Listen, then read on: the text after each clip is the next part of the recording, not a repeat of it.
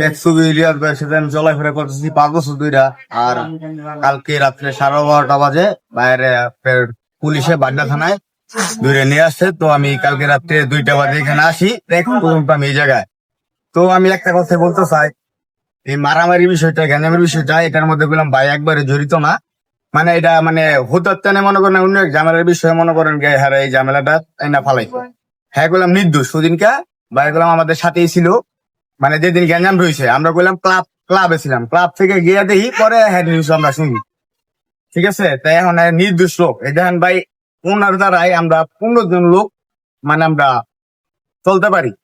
মানে 15টা ফ্যামিলি চলে ওনার দ্বারায়। আজকে ওনার কিছুদিন আগে ওনার পেজটা বাদ করে দিল, আবার ওনার ইউটিউব চ্যানেলে একটা স্টেক মেরা দিল।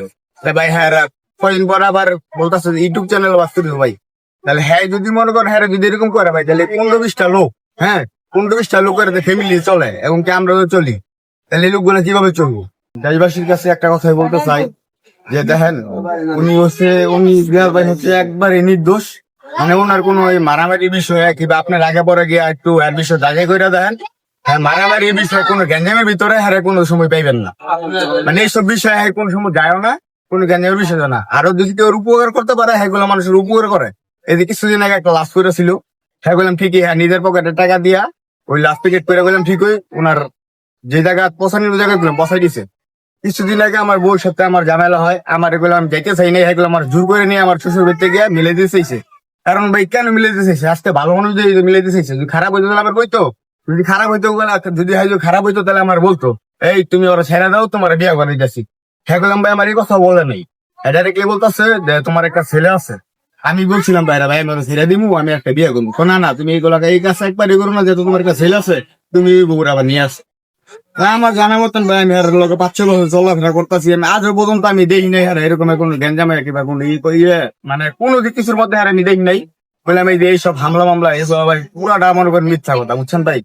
হ্যাঁ যদি হারে মারতো হ্যাঁ রাত্রের 1টা বাজে, তখন যেমন গ্যাঞ্জাম না লাগে তখন 1টা বাজে, তখন আমরা ক্লাবে প্রোগ্রাম শেষ করে যাই, তখন বাসায় গিয়া ফোন চাকু দিয়ে আমি আরে খাওয়া দাওয়া করার পরে তো লাইভ দেখি, লাইভের মধ্যে দেখলাম যে আরে মারছে, বুঝছেন? তো উনি যখন আমি বাইরে আগে বলছি যে ভাই শুনুন একটা কথা বলি, এই দেন হ্যাঁ আরেকজন মারছে না, এটা করলাম আপনার গারো হ্যাঁ দিব, ইচ্ছা করে দিব। কেন দিব জানেন?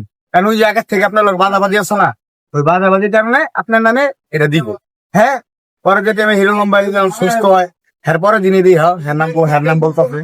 অত সবাই বিশ্বাস করেন সত্যি ভাই হ্যাঁ এর মধ্যে নাই গা।